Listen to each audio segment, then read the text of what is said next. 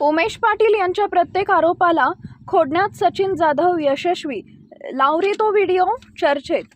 जिल्हा परिषद व पंचायत समिती निवडणुकीच्या प्रचारात खरे तर गटातील गावांमधील रस्ते, प्राथमिक आरोग्य केंद्रे, पाणी पुरवठा, मूलभूत सुविधा आणि त्यासाठी होणारा पाठपुरावा हे मुद्दे केंद्रस्थानी असणं अपेक्षित असतं। मात्र मोहोळ तालुक्यातील कुरुल जिल्हा परिषद गटात प्रचाराचा रोख विकासाकडून थेट साखर कारखान्यांवरील आरोप प्रत्यारोपांकडे वळल्याचं चित्र सध्या दिसून येत आहे। मोहोळ तालुक्यातील कुरुल गटातून राष्ट्रवादी काँग्रेस आघाडीचे उमेश पाटील हे निवडणुकीच्या रिंगणात असून त्यांच्या विरोधात जकराया शुगरचे संचालक सचिन जाधव हे भाजपकडून उमेदवार आहेत। विशेष म्हणजे पंढरपूर, मंगळवेढा आणि मोहोळ या तीनही तालुक्यातील मोठ्या प्रमाणातील ऊस जकराया शुगर कारखान्याला जातो। त्यामुळे या कारखान्याशी संबंधित आरोप प्रत्यारोपांचा थेट परिणाम ऊस उत्पादक शेतकऱ्यांवर होताना दिसतो। 3 महिन्यांपूर्वी दिवाळी फराळाच्या काळात स्वतः उमेश पाटील यांनी मी माझ्या भागातील ऊस जकराया शुगरलाच पाठवण्यास सांगतो, कारण या कारखान्यात काटा मारला जात नाही असं जाहीर विधान केलं होतं। मात्र जिल्हा परिषद निवडणुकीच्या पार्श्वभूमीवर आता याच जकराया कारखान्यावर काटा मारल्याचा आरोप होत असल्यानं शेतकऱ्यांमध्ये संभ्रम निर्माण झाला आहे। प्रचार संपला तरी 3 महिन्यांपूर्वी व्यक्त केलेला विश्वास आणि आजचा आरोप यामधील विसंगती शेतकरी वर्गात चर्चेचा विषय ठरतोय।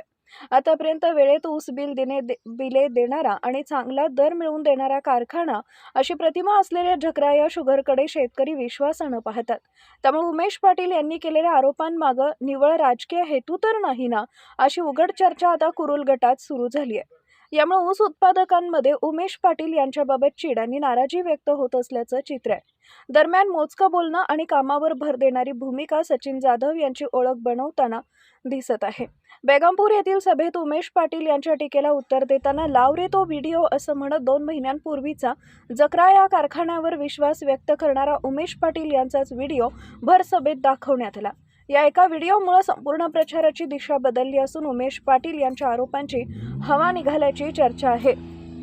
सध्या या घटनेची चर्चा संपूर्ण कुरुल गटात रंगली असून सचिन जाधव यांचं विकासाभिमुख विजन, भाजपच्या वरिष्ठ नेत्यांशी असलेले त्यांचे संबंध आणि कारखाना व्यवस्थापनाचा अनुभव यामुळे मतदारांमध्ये त्यांच्याबद्दल सकारात्मक वातावरण तयार होत असल्याचं दिसून येत आहे। विकासाच्या मुद्द्यांऐवजी आरोपांचं राजकारण कितपत प्रभावी ठरेल याचं उत्तर आता मतदारच देणार असल्याचं राजकीय निरीक्षकांचं मत आहे।